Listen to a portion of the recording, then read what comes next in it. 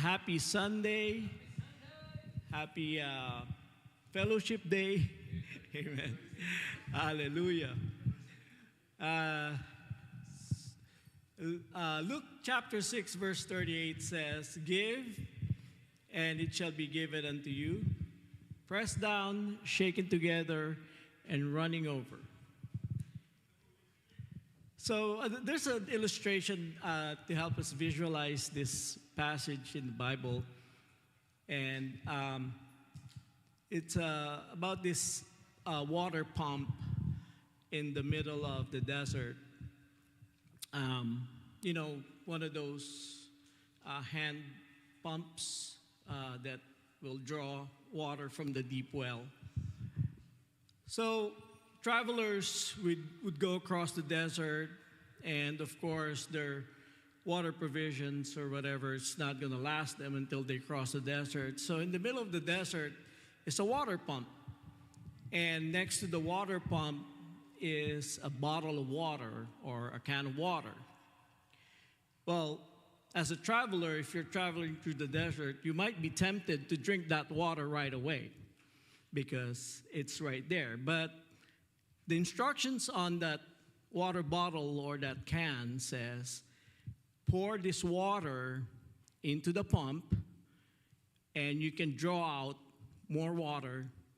And make sure that after you take the water from the pump, that you fill up this can again or this container for the next traveler. Well, what happens is if you consume that water that's in that can, you're not going to be able to draw any more water from that pump because that water actually creates a vacuum for you to draw up the water from the well. But if you consume it and not trust the instructions, then you're not going to get any more water for yourself or for your animal. And you're not going to give the next traveler the opportunity to get water from this well or from this pump. So that's what God is saying. Hey, you guys, I'm telling you to give because I've got more to give you. I'm not a taker, I'm a giver. But I want you to trust me. Trust me that I'm able to give more to you than what you can give to me. And plus, you're not just giving it to me, you're also helping your neighbor as you give. Amen? So let's pray. Father God, Lord, we thank you, Lord, for your lessons, Lord God, for your word. You are faithful, God. Lord, everything that you say, you do, Lord God. There's nothing that can stop you. You are the Almighty. Your word is powerful. Your word is living. Your word will do, Lord God, the work that you send it to do, Lord God. This is what you said, Lord God. So, Father, we trust in you, Lord God. We give because, Lord, you have told us, Lord God, to do so. And we trust, Lord God, what you're going to do with whatever, Lord God, we put in your hands. And, Lord, the truth is, everything comes from you. Whatever we have, it belongs to you, Lord God. So, Lord, we just thank you for this opportunity, Lord, to be a part of what you're doing in your kingdom. Thus, the tithes, the gifts, Lord God, that we offer to you. And continue, Lord God, to guide us and lead us. In Jesus' mighty name, amen.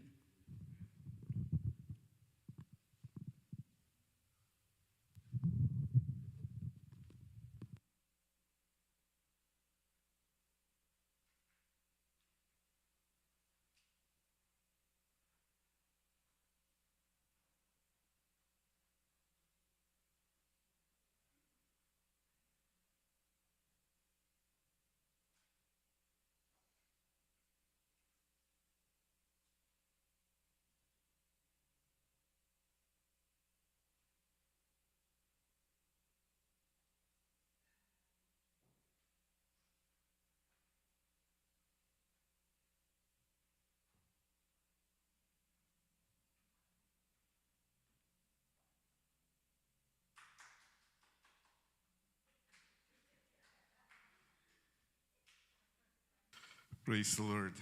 That's for the Lord. Amen. Uh, Praise God. Again, we would like to remind everyone about our Thanksgiving would be on November 23rd. Invite your family, your friends, and there's an RSVP so that we will have a head count of how many people would come. So we are trying to have a church app where you can register there online, so you don't have someone to be asking you, are you going? How many are coming? We're trying to create a church app before. But if you already know how many of you are coming, then probably you can tell my wife or sister Grace as to how many are going.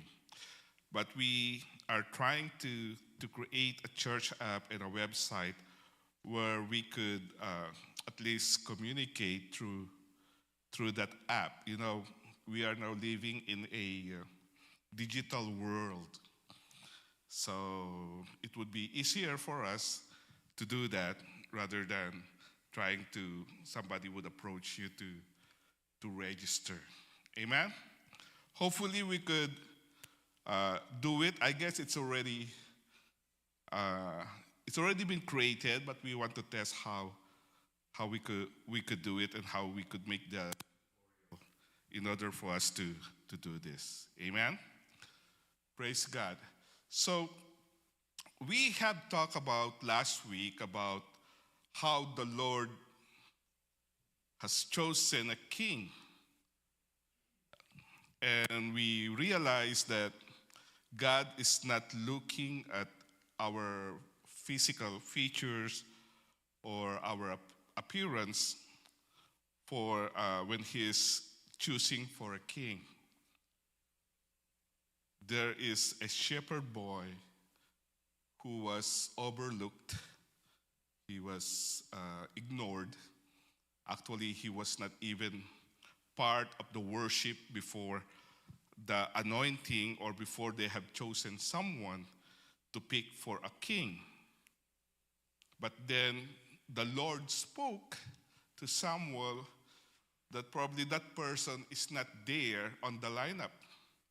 Remember, they started with the eldest son up to the, not to the youngest, but probably second to the youngest son. And the Lord said, it's not one of them. And then they have chosen a shepherd boy, so young, not probably, when you look at him, probably you would say that he's not a king. His features not fit for a king.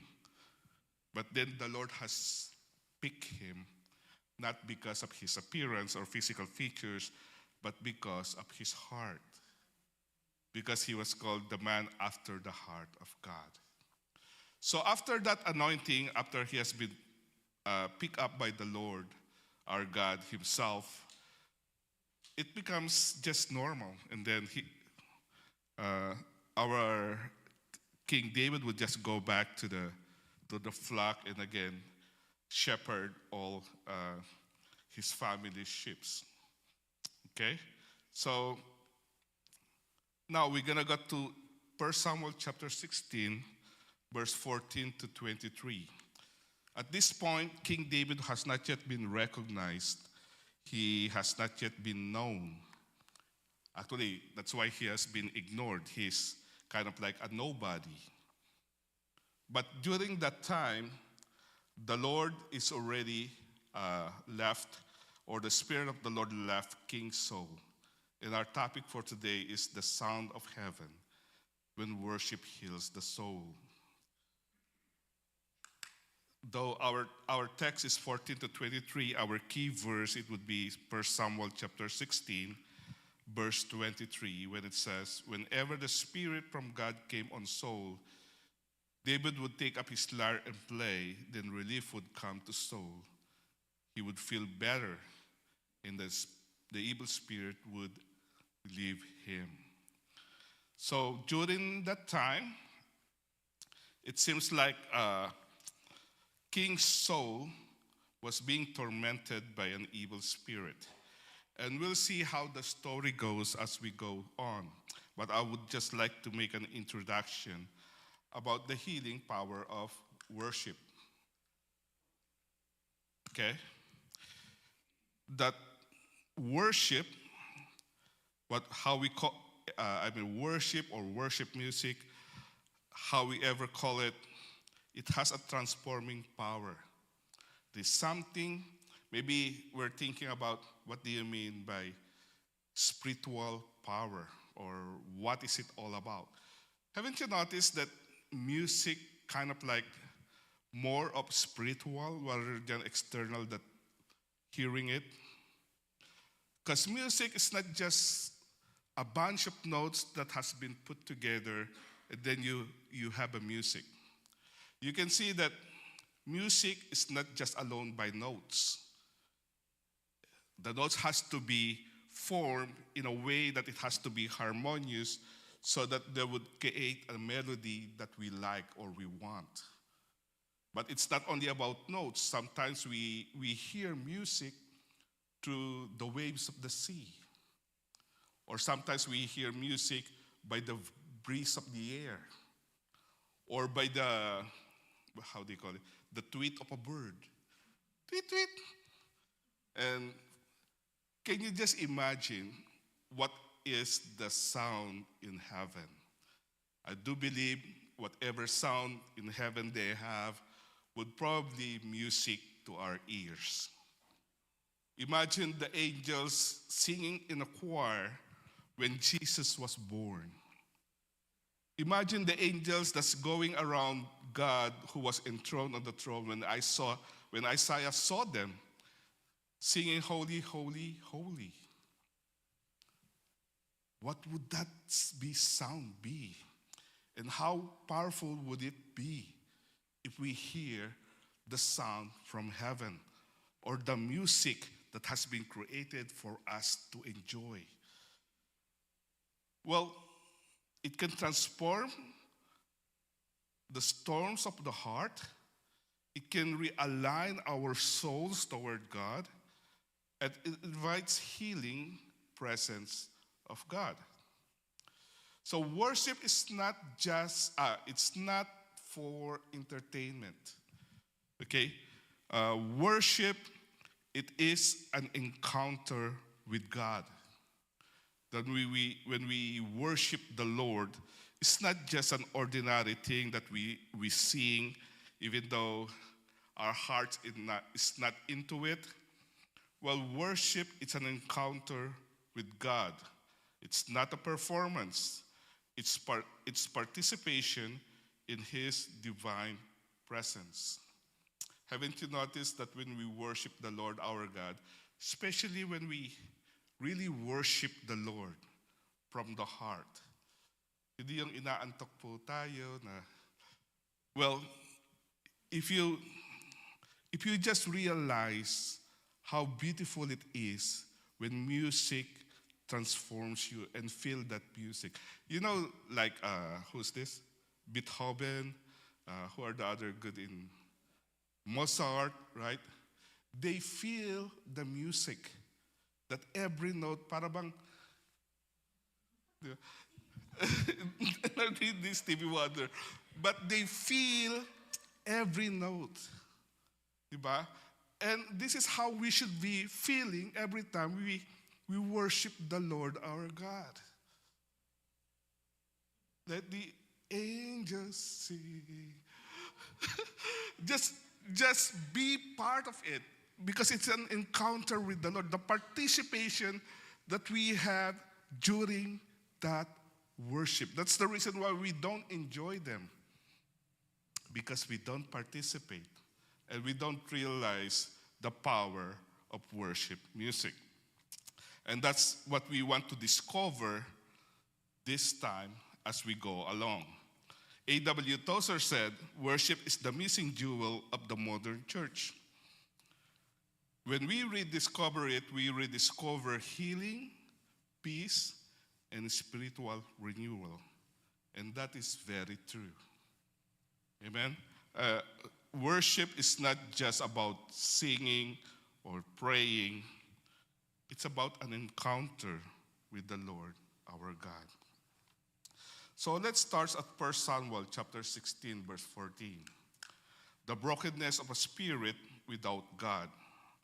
Now the Spirit of the Lord had departed from Saul, and an evil spirit from the Lord tormented him. So Saul's torment began after his disobedience. The spirit that once empowered him left, symbolizing God's withdrawal of favor. The evil spirit was not random, it was a consequence of rebellion. You see, the reason why we don't have that peace of mind, remember that if we don't have that, like you are always disturbed, that you're always irritable, probably it's because of your disobedience or our rebellion to the Lord our God. Some people doesn't realize there's someone tormenting you or tormenting us every time we disobey the Lord. And every time that the Lord will leave you because you're doing something that is probably immoral or you're not in line with the will of God. And you are directly affected and you don't know why. That is because you don't know, merong mga bumubulong sa'yo. Diba? That is something that would really be hard for us to understand.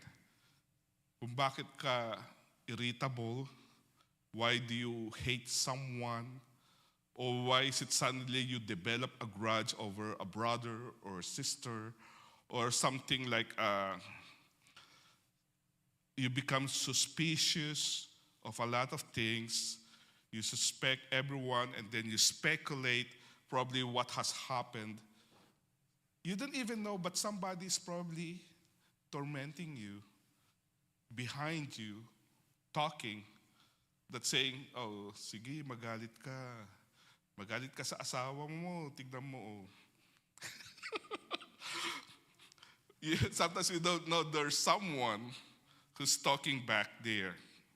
So, that is because the Spirit of God is not there. So we should not be living empty. Why? Because if there's a vacuum there, that would be filled by something or by someone. If the Lord is not there and the Spirit of the Lord moved, then someone would fill that gap or vacuum in you.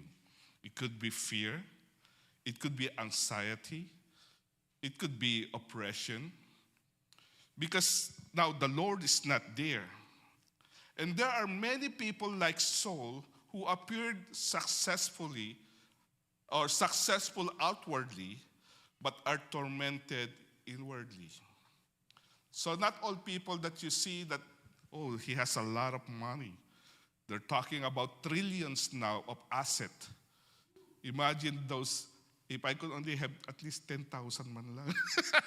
I was thinking they have, in the Philippines, they're having like a gift of billions of pesos. But you see now, they are being tormented, isn't it? Because there are consequences of the things we are doing. So how can we feel that vacuum in our hearts or in our soul? Worship keeps the heart full and sensitive to God's presence. We have to make sure that we are the temple of the Holy Spirit. Hindi yung paalis-alis si Lord dahil kung saan ka nagpupunta. Right? Don't you think that the Lord will be there? Forget about it if you're doing something else, isn't it? We must maintain the Spirit of God in us by what? By worshiping Him. So don't live empty. That's why when I go to my car and drive, I always make sure that I would turn on my Pandora. Pandora pa ako old school ako. I know now you're using Spotify or something. I'm still using Pandora. That's That's me. Until now, I'm still using Pandora. So don't worship the Lord all the time, every time. When you have the opportunity, just worship the Lord. Don't leave empty. If you don't worship God, make sure you have the Lord with you. Otherwise, someone or something or somebody would fill that gap or vacuum. Psalms 51 verse 11 says, "Do not cast me from your presence or take your Holy Spirit from me." Lord, don't leave me. Okay? So after that, the redemptive power of godly counsel, there are servants or attendants to King Saul. 1 Samuel chapter 16 verse 15 to 17 says, Saul's attendants said to him, "See, an evil spirit from God is tormenting you. Let our Lord command his servants here to search for someone who can play the lyre or harp. He will play when the evil spirit from God comes on you, and you will feel better." So Saul said to his attendants, "Find someone who plays well and bring him to me." So this is what is good if you have a believers that's surrounding you who could recognize the needs and point us towards God-ordained cures. That's why it's better for us to have those brothers and sisters who would give a good counsel every time we need help. Hindi yung, wala yan. 2 bots lang yan, 2 bots. Para mawala yung problema mo. I remember when I was still at work in the Philippines, 2 bots, yung pala 2 bottles yun. 2 bots tayo, 3 bots. But I have been deceived by doing that. It's better for us to have Christian friends who would advise us with a good counsel, okay? Who would pray for you, who would be with you when you are in trouble. Proverbs 11:14 says, "For lack of guidance, a nation falls, but victory is won through many advisors." And then these advisors or servants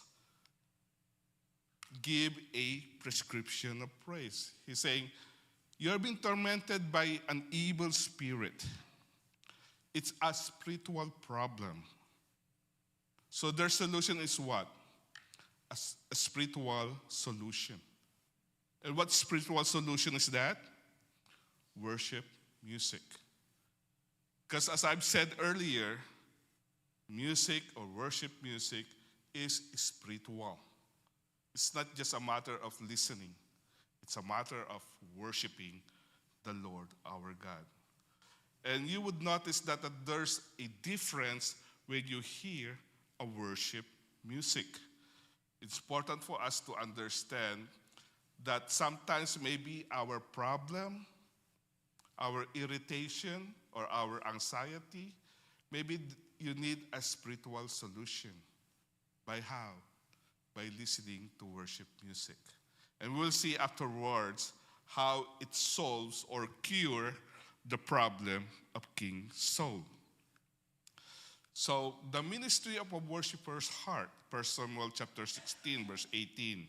"And then one of the servants answered, I have seen a son of Jesse of Bethlehem who knows how to play the lyre or harp. He is a brave man and a warrior.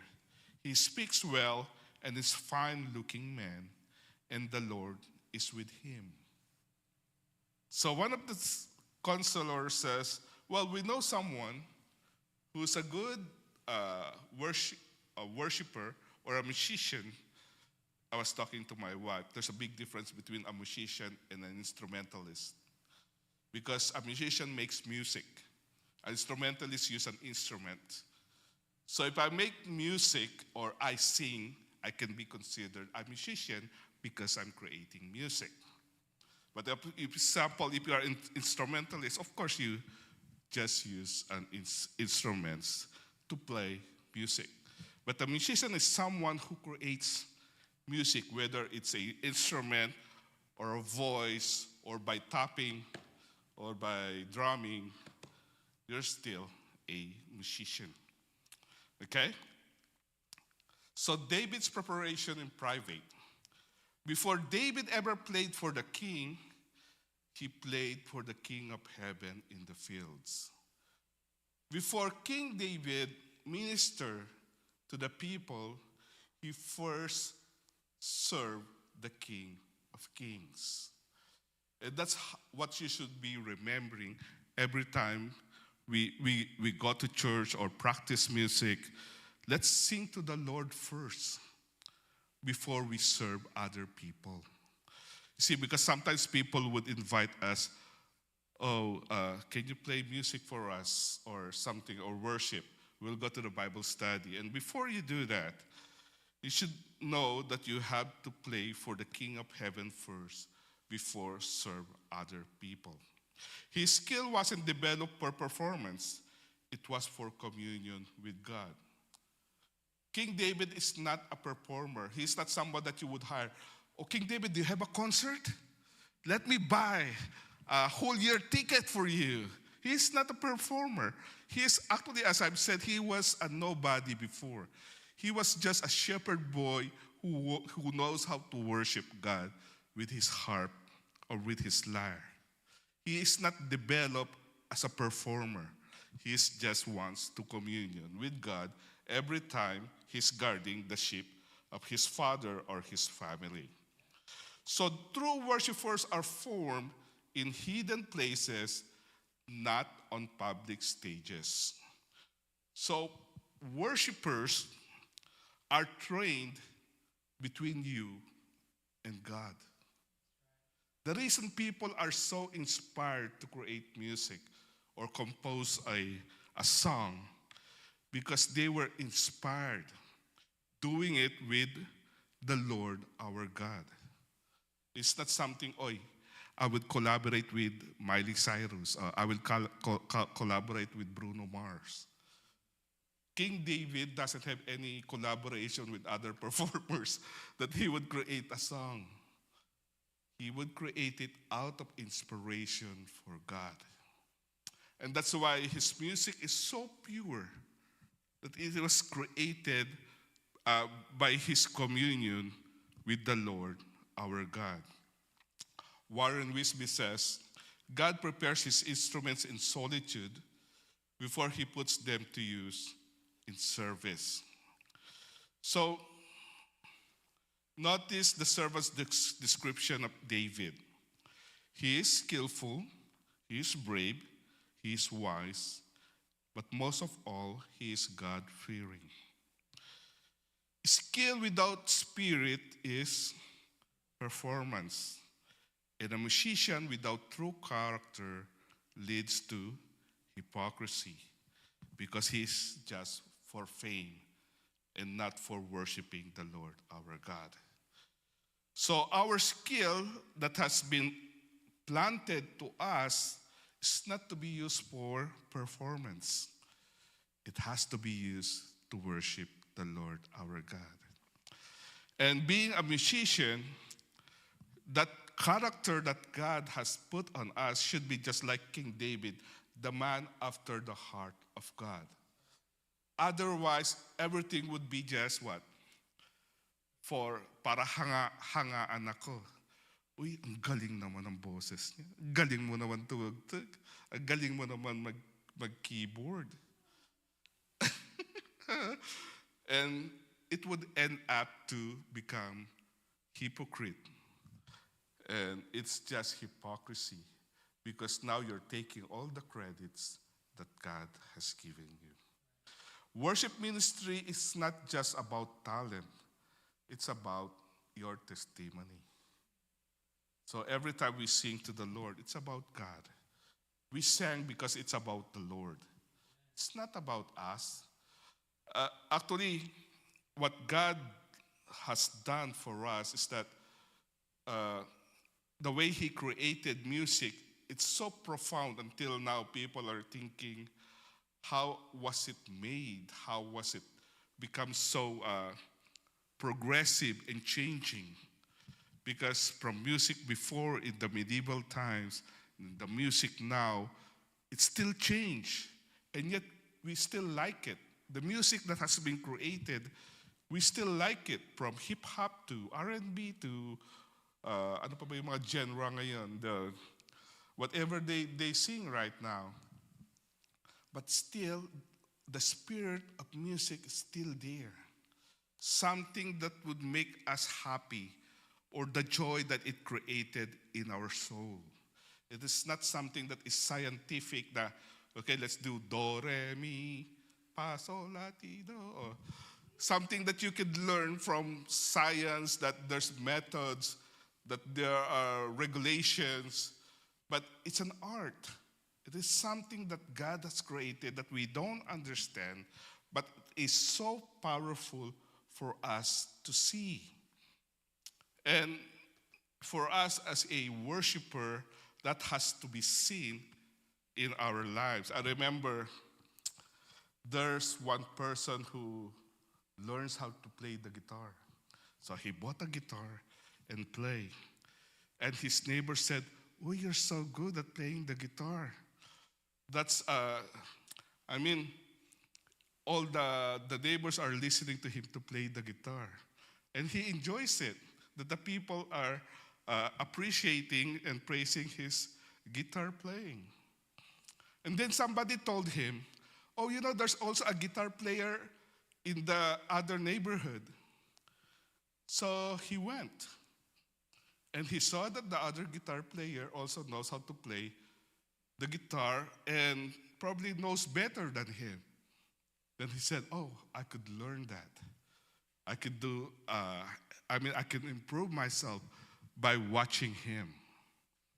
And then somebody told him, "Oh, in Manila, there's a lot of band there who knows really how to play the guitar." And then when he went to Manila and see the band playing, they said, "Oh, I really have to learn a lot. So I really have to watch them most of the time so I could see their technique, their skills, and what they do." And then somebody told him, "Oh, there's a concert by this guy, Jose Feliciano," or something like that. That's that's during our time, yung mga matatanda. Let's watch him. And then he watched it. And then when he watched the maestro playing the guitar, he told himself, "I don't know how to play the guitar." When he saw the maestro playing the guitar. Sometimes that's how we feel when we have that talent, when we create music for God. And for people who are taking credits or appreciating the praises, the flattery that he's been receiving. But actually, when you see the Lord, you will have said, "I don't know anything." Right? Just like Isaiah, when he saw God, Isaiah thought he was a good person. But when he saw God enthroned, he said, "I'm so dirty, I couldn't even face the Lord." So every time we worship God, imagine how the angels are worshiping him and how we here on earth worship him. Would there be a comparison for the music that we make and the sound in heaven that's been created by them? It would be totally different. So, but as I've said, the difference is in the heart, because King David is God-fearing. Okay? So 1 Samuel chapter 16, verse 23, worship as a conduit of God's presence. Whenever the Spirit from God came on Saul, David would take up his lyre and play. Then relief would come to Saul, he would feel better, and the Spirit would leave him. So you see, there is power every time he plays, or every time he listens to the music or the worship music. But the healing came not from the heart, but from the presence of God flowing through it. So every time we worship the Lord, we hear the different instruments. The power is not on those instruments. The power is when the Lord enthroned his presence on those music. Music was merely the vehicle. God's presence was the medicine. So every time that King David played and worshiped the Lord our God, the spirit of the evil spirit would just go away. Imagine that when somebody's being tormented by an evil spirit, when you worship the Lord, the evil spirit is the one being tormented because of what you are doing, because the presence of God is going down, enthroning to our music. Psalms 22 verse 3 says, "But you are holy, enthroned in the praises of Israel."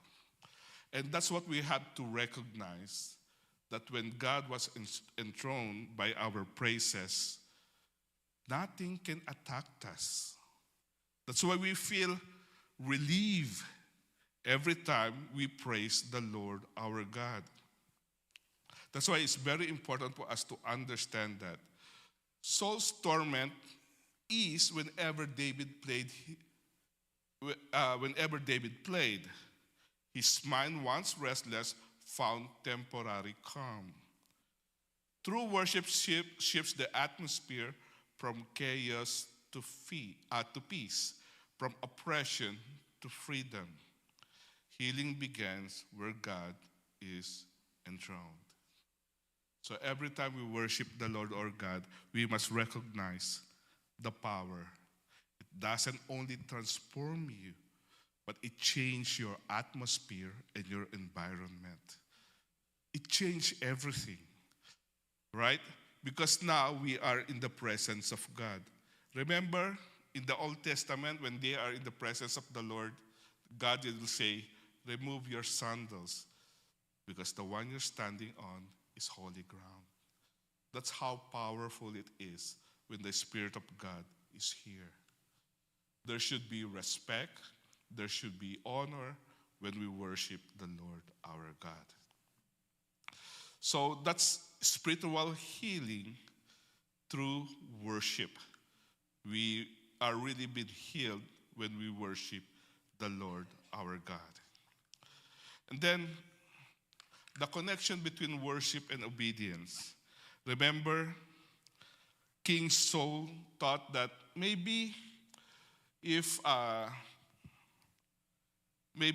would just keep on doing those rituals of sacrifices, the Lord would be okay, even though I would disobey what he wants me to do. That is not worship. Some people thought that when we are worshiping God, it's probably just a ritual. We're just doing a sacrifice of praise. But remember, not all sacrifices are being accepted by God. Remember the sacrifice of Cain and the sacrifice of Abel, both worship God by their own sacrifices, but one of them was accepted, the other one was declined. So King Saul thought that maybe if I would just do the ritual, it would be okay, right? Probably it's okay anyway. I'm attending church every Sunday, but Monday to Saturday, I could do whatever I want to do. Well, that is not worship, because there's connection between obedience and worship. Saul's disobedience led to his downfall, because Saul thought ritual sacrifices could replace heartfelt obedience. So when obedience disappears, worship becomes what? Empty noise. So we could be playing like we thought a good sound, but in heaven it could be just noise, because the heart is not right with God. So when there's no obedience, then there's no worship, then there's no sound in heaven. What you are doing is just a noise.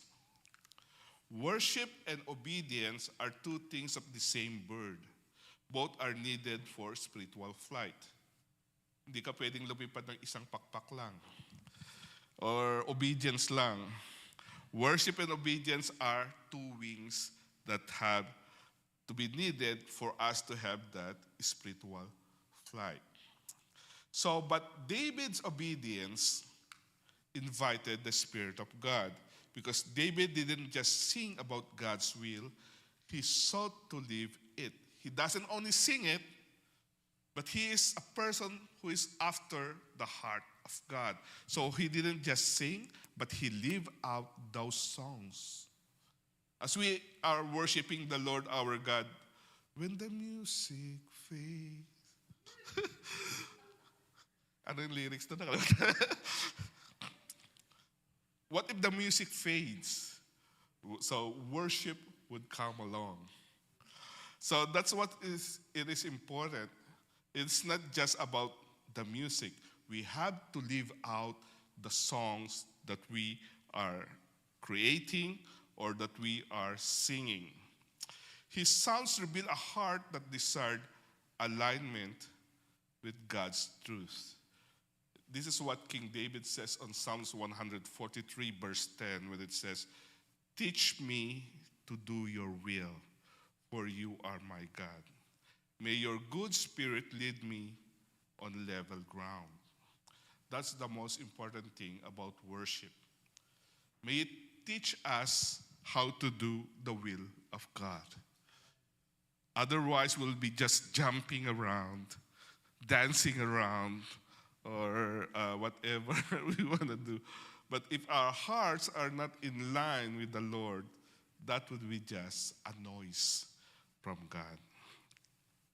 So in conclusion, when worship heals the soul, let's read again 1 Samuel 16:23. It says, "And so it was, whenever the Spirit from God was upon Saul, that David would take a harp and play it with his hand. Then Saul would become refreshed and well, and the distressing spirit would depart from him." Look what verse 23 says. Would be refreshed and well. The original Hebrew implies breathing freely and made whole. Have you understand what breathing freely is? Try to go to a place where there's pollution. Like when you go out and there's so much smoke, you cannot breathe freely. But when you go out to the sea and breathe freely, and you enjoy the smell of the sea or things like that, you breathe freely.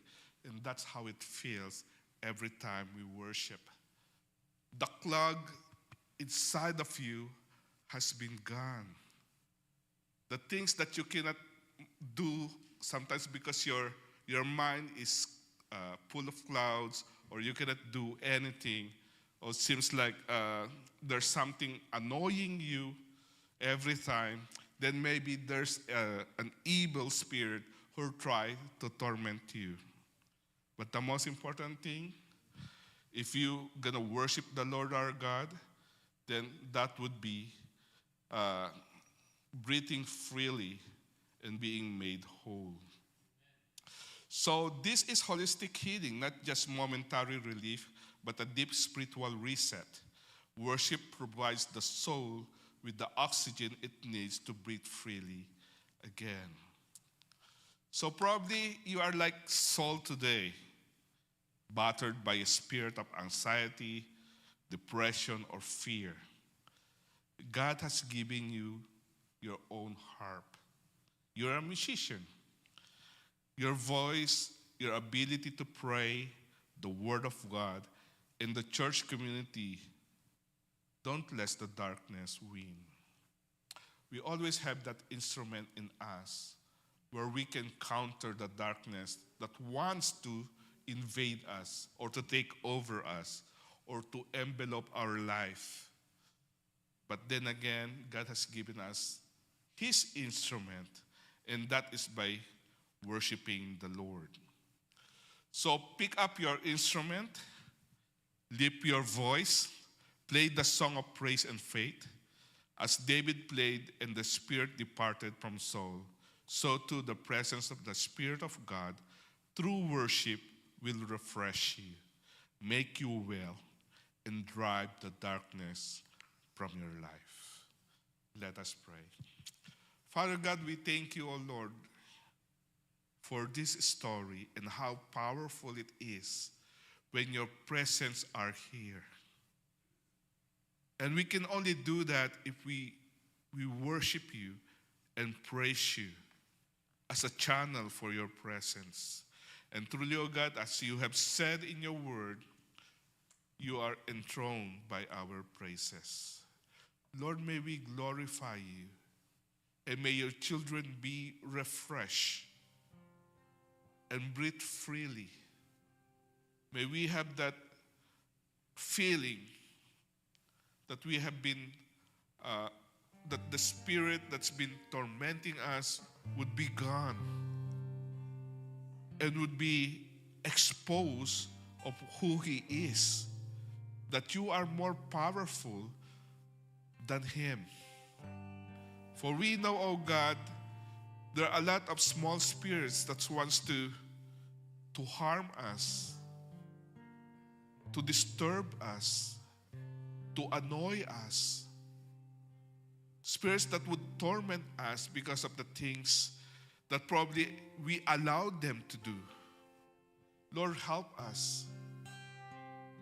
Change us, oh God, that we may remove these spirits that are trying to torment us and give us that disturbance in our hearts.